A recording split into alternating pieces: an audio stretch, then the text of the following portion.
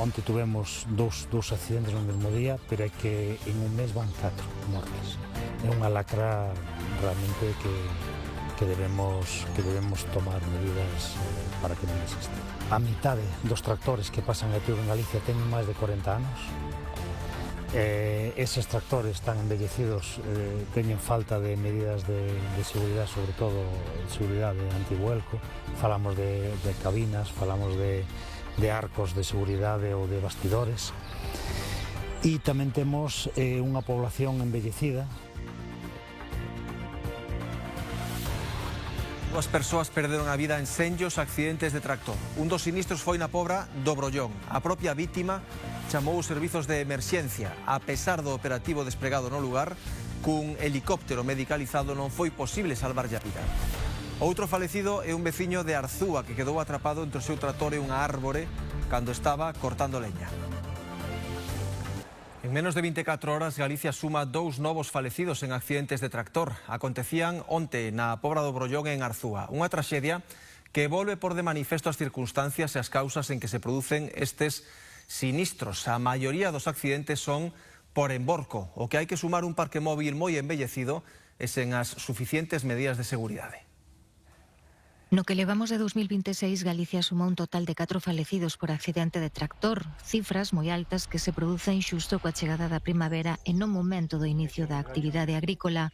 As dúas últimas mortes producíanse onte en menos de 24 horas, na Pobra do Brollón e xa de noite en Arzúa. As mortes se producen casi todas por volco, non? Por emborco.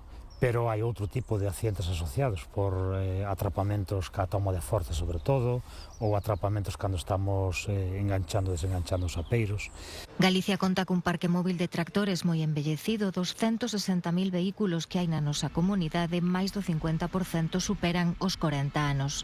Eses tractores tan embellecidos teñen falta de medidas de seguridade, sobre todo de seguridade antivuelco.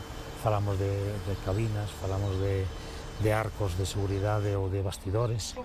Pero tamén pasar a ITV, onde valorarán os nosos freos, que estean en perfecto estado para dar resposta a ese traballo en terreos moi irregulares.